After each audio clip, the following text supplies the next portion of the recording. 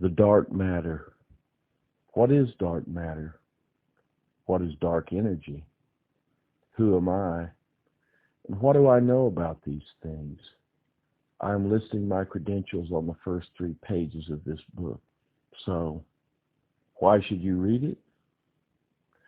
I can only say that if you do, it could open your mind to possibilities beyond your wildest dreams. How did I acquire this knowledge? Dream, baby, dream. Intense fascination with the subject. Theoretical physics. I hope to make my book a short story, so let's get started. Genesis. How did the universe begin? Well, some would say a tiny speck, smaller than an atom. Excuse me. It is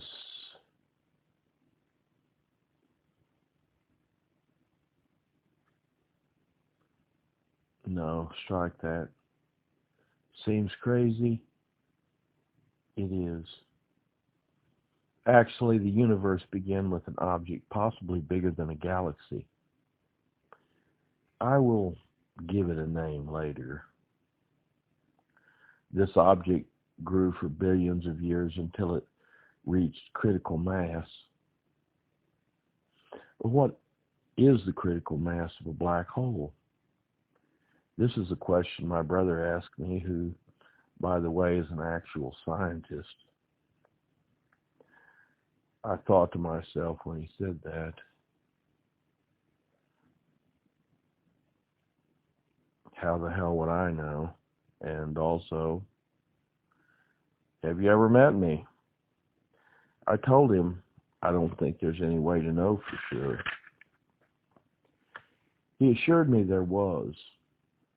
All I had to do was do the math. I informed him I can't. I don't know if there's any way to. That is why I am talking to you. Suffice it to say that still needs to be worked out.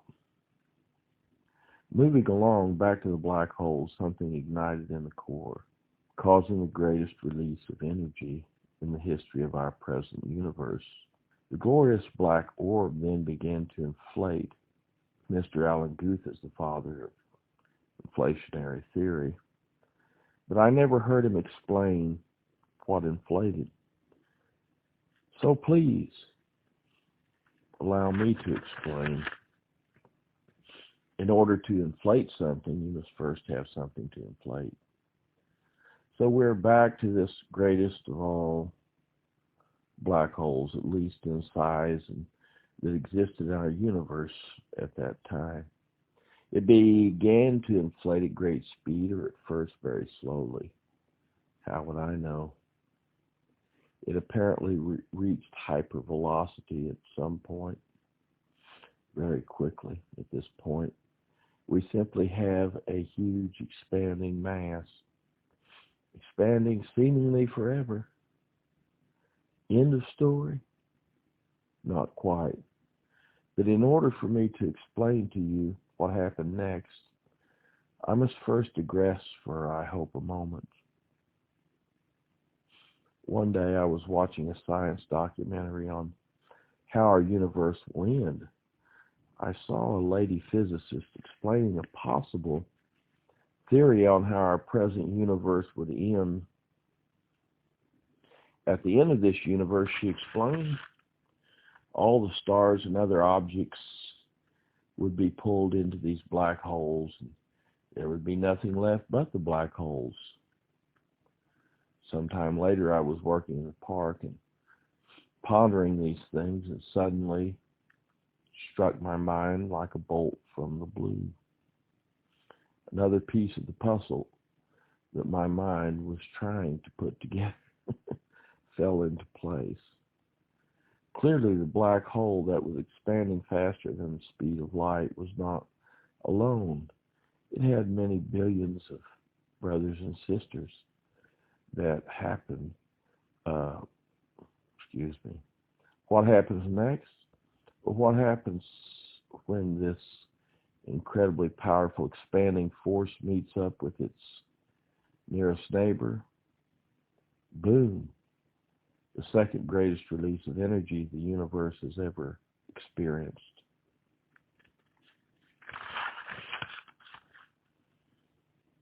Correlations theory.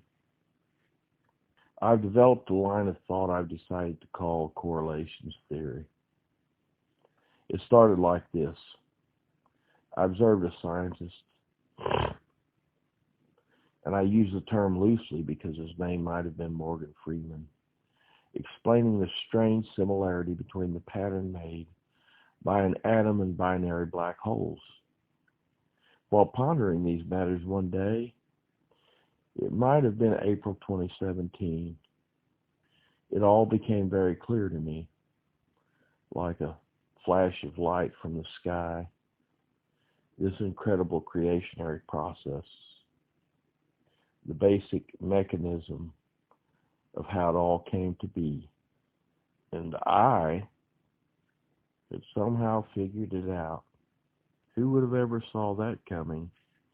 I came to understand that in some very basic and fundamental way, the atom and binary black holes were one and the same. Not a huge leap considering what I was basing it on. But how does this relate to the creation of the universe? Well, what happens to an atom when you split it open? It starts what is called a thermonuclear chain reaction. So there you have it, the big reveal. Please indulge me for a few lines. I may be a little silly, but I think maybe I'll call this the revelation of Rudenhoff.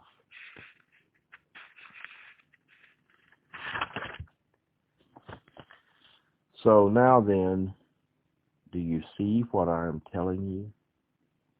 If not, don't worry, I'm happy to spell it out for you. Our universe was created by use of what I have decided to call macro thermonuclear implosion. So please allow me to recap for you. The original black hole, or what we now call our universe, started expanding or inflating. At some point, this expanding body intersected with its nearest neighbor, the smaller intersected body. Then a very large portion of its mass is blown off. The secondary black hole is, of course, pulled into and, of course, becomes part of this new expanding universe. This incredible release of energy combined with the remaining mass greatly increases this inflationary process. I'm calling this process macronuclear chain reaction. This hyperinflationary process soon causes the new expanding universe to intersect with its next nearest neighbor.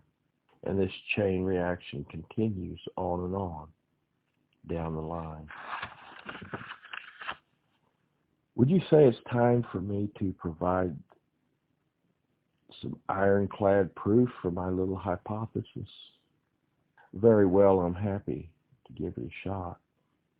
Oh yes, get ready for this. I'm about to solve one of the biggest mysteries in astrophysics. Where did the supermassive black holes come from? And how did they get here in the very early universe? Well, it's quite simple. They were already here.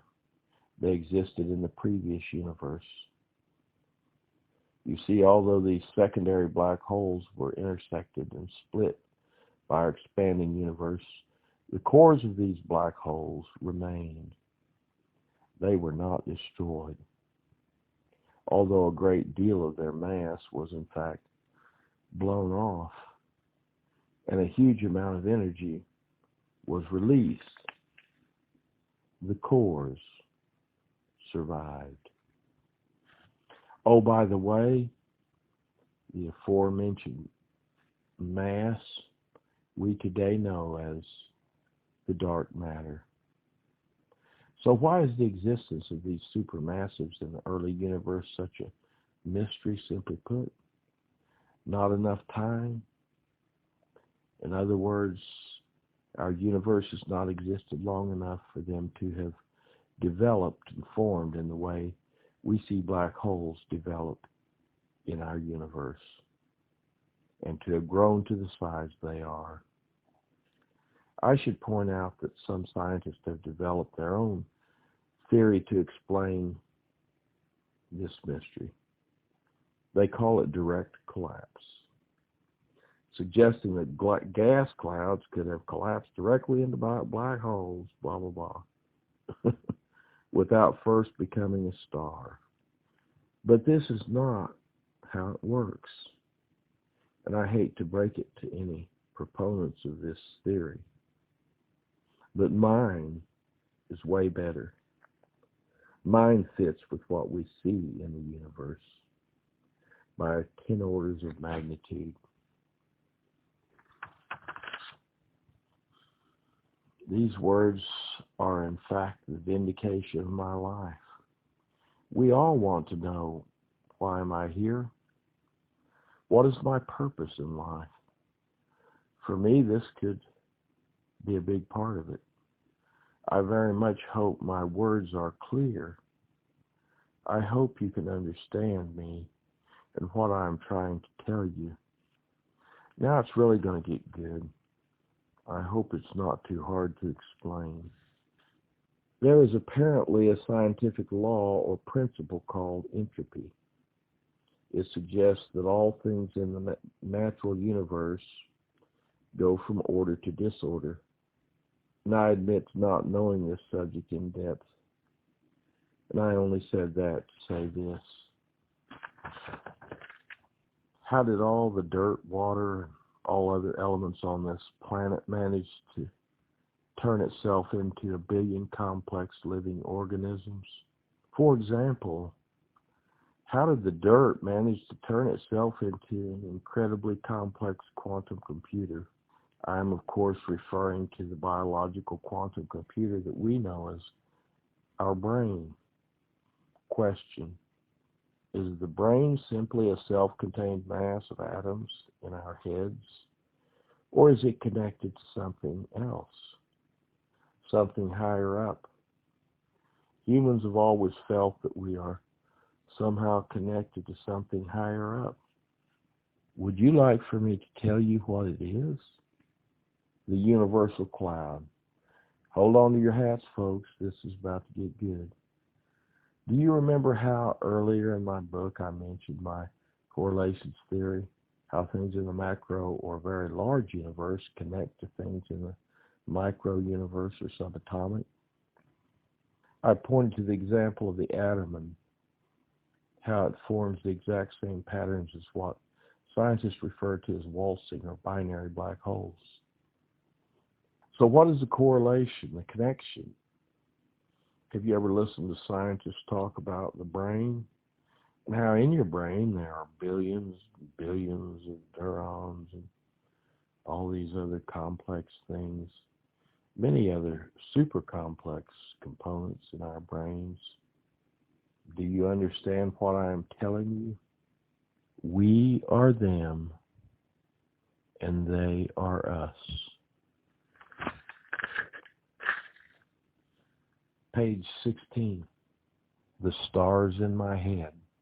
Yes, the stars, the galaxies, the stars of my little book, my little short story, the black holes, the true source of the human intellect, the true source of the biological quantum processors.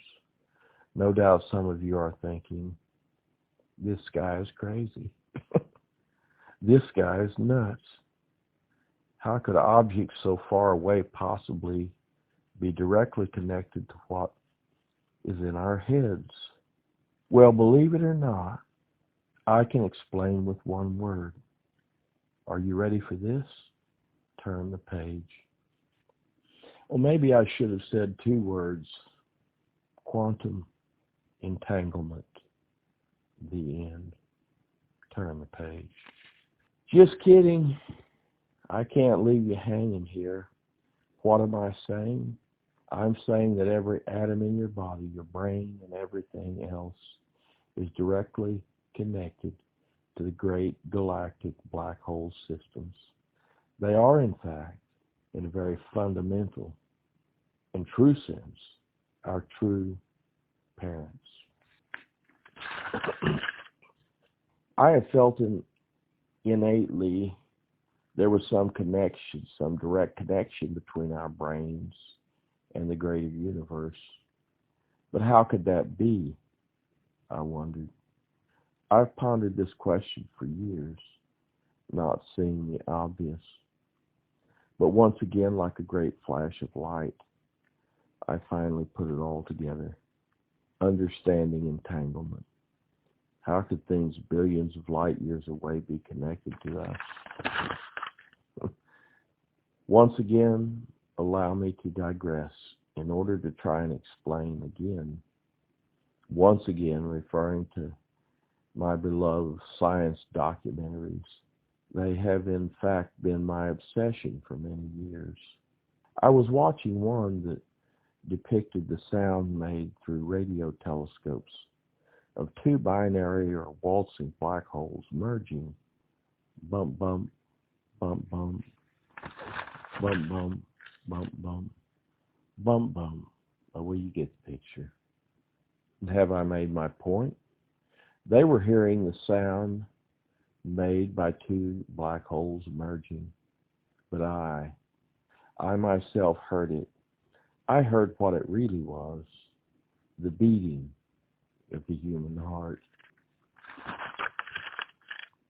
When two black holes become binary, the smaller one begins to orbit the larger one. What does this pairing create? It in fact creates the heart of the two merging galactic systems. It in fact comprises a pump quite similar to the one beating in your chest. In the case of this new galactic system, it circulates the blood or the dark matter throughout this new galactic body. Together, the two galaxies merge, and together they create a new living intellect. A man will leave his mother and father and will stick to his wife, and the two will become one flesh. Does that sound familiar? Where did I get that from?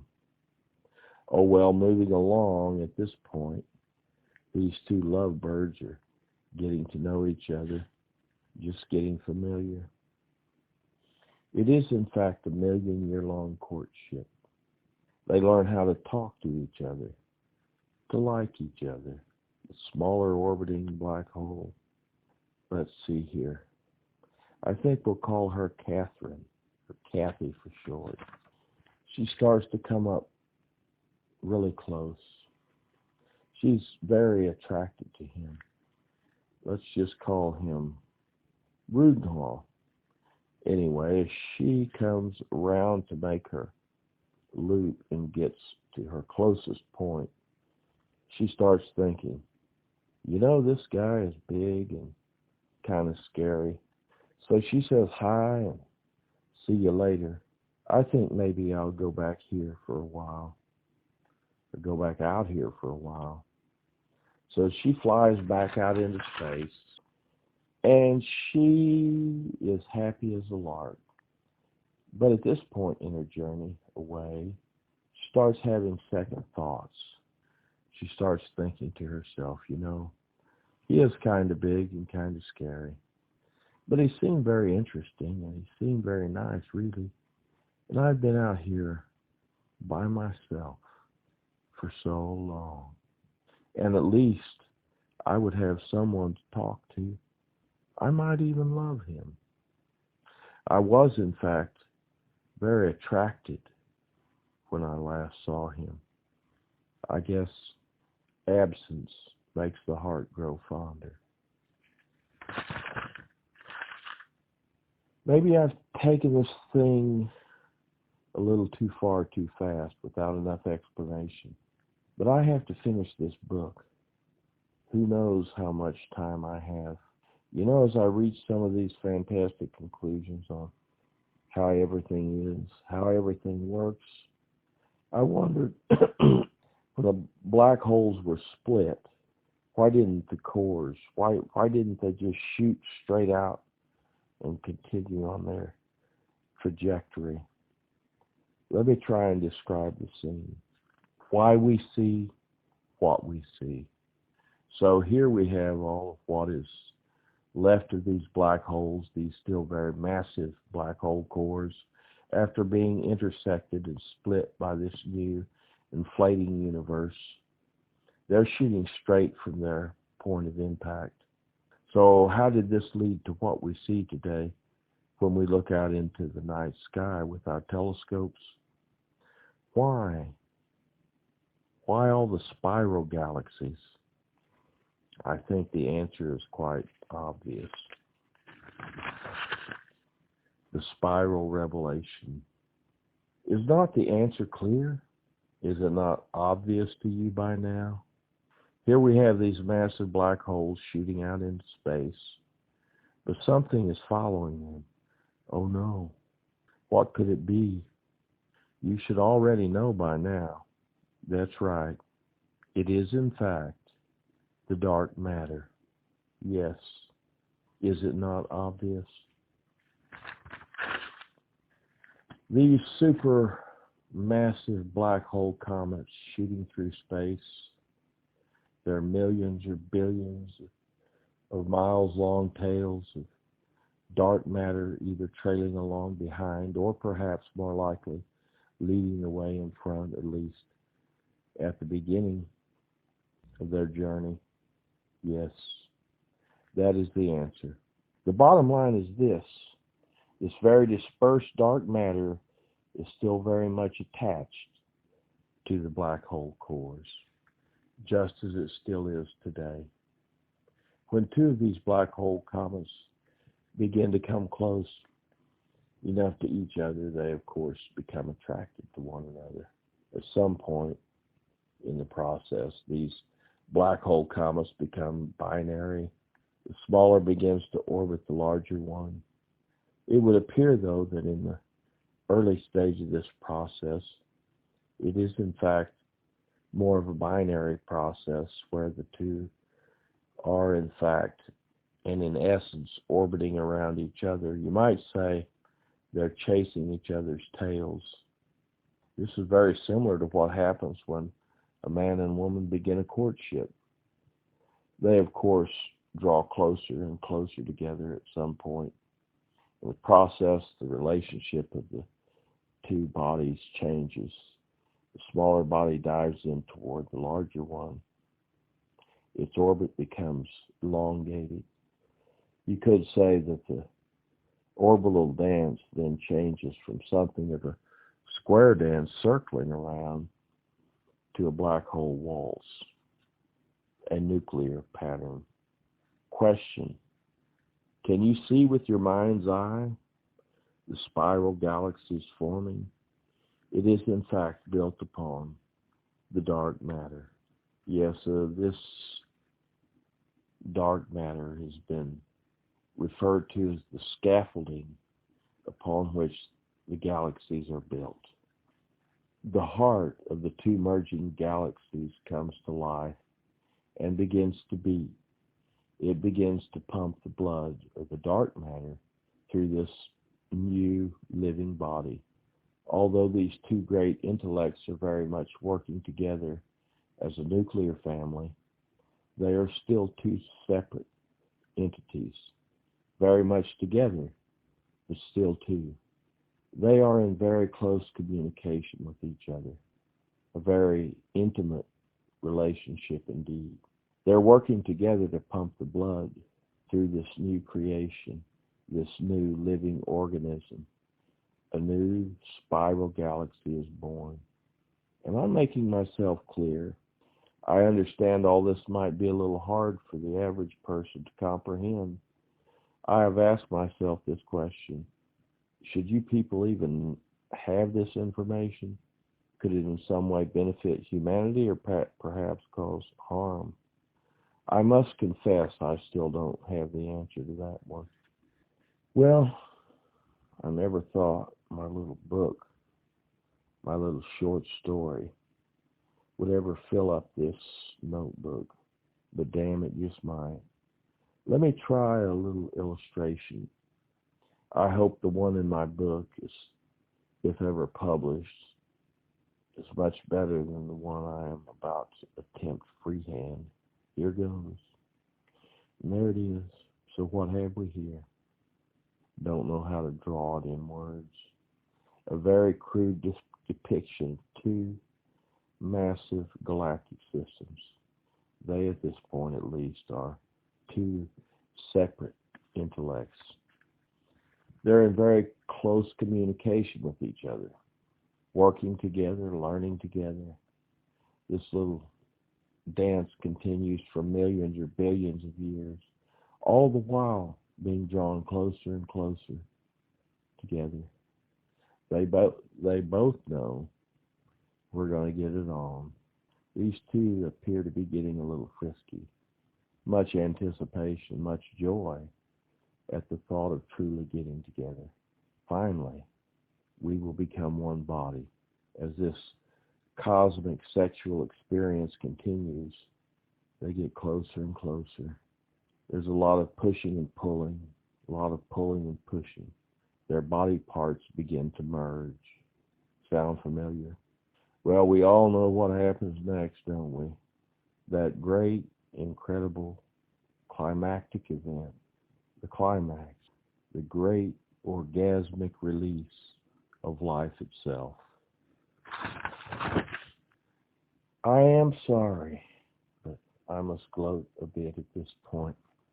Little message to all you real scientists out there who can spell and write and do math and all that other crap.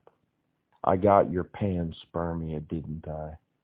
Yes, the combined seed of these two lovebirds is blasted out, filling the two combining galactic bodies, galactic systems.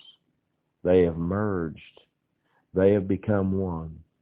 Yes, a man will leave his father and mother and will stick to his wife, and the two will become one flesh.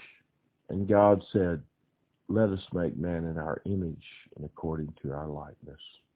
Where there is marriage, there is spermia. I hope I have put this in simple language.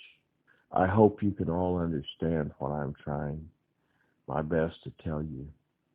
After all, I merely state the obvious. At least it's become obvious to me. Don't worry. Still not the end. I still have a few things to explain to you. Have you ever noticed that some people talk to themselves? A lot of people seem to think this is pretty damn funny. Ha ha. That person must be crazy. But hang on a minute, smartass. Did you ever ask yourself, who are they talking to? And oh yes, I did say, did you ever ask yourself? Gotcha. So, who are they, or you, talking to, and who is listening? The duality of the human intellect, the duality of the human brain. Yes, the human mind is comprised of two separate and distinct intellects. One we receive from mother and one from father. Oh yes, right brain, left brain. It's really not that complicated when someone, me, spells it out for you, is it?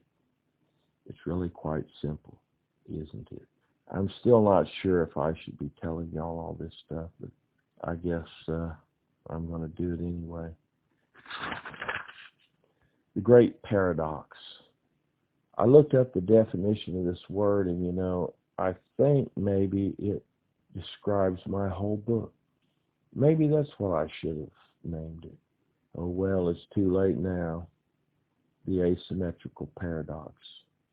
Have you ever thought or pondered the fact that the human face and really entire body is not symmetrical?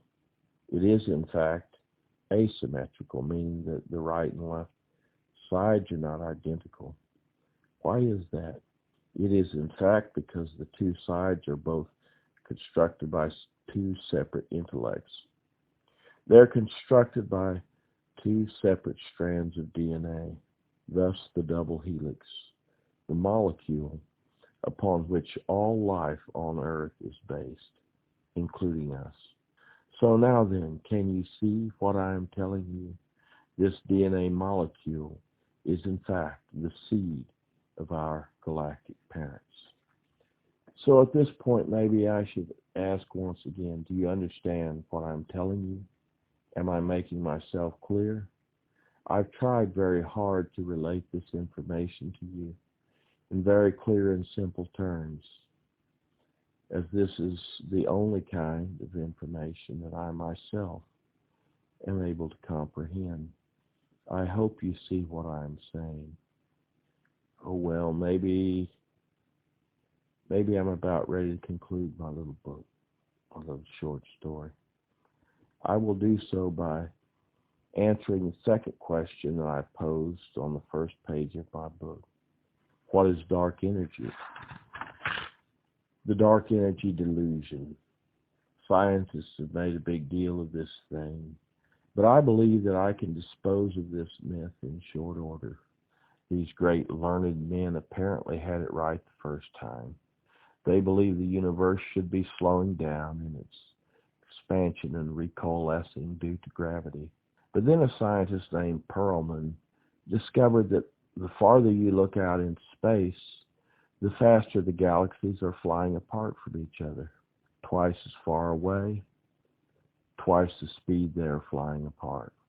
But somehow this great scientific mind managed to overlook one simple fact, which is that the farther we look out into the space, the further we're looking back into time. We're seeing the universe as it developed behind us, not in front. The further back in time we look, the closer we get to the incredible release of energy that was the genesis of our present universe. Quite logically, then, the objects first impacted would be moving at greater velocity than those later impacted, as this energy begins to dissipate. So then, what am I trying to tell you? Let me put it in a nutshell. The farther we look out into space, the further we look back in time. If we could see the universe as it is, and we can't, instead of as it was, we would see that it is in fact coming back together, recoalescing, just as scientists originally thought that it was. Conclusion? There is no mysterious, dark energy forcing the galaxies apart. Mystery solved. Case closed. While we're looking back, yes, while we're at it, while we're looking back in time, while we're looking back into the universe, please allow me to clear up one more puzzle, one more conundrum that the learned men are pondering. Scientists have discovered a strange anomaly. Some of the most powerful releases of energy are in fact occurring in the earliest part of the universe. What could it be? Incredible releases of energy that surpass the ability of the human mind to comprehend. Well, you should have already figured it out by now. These could only be one thing: ending.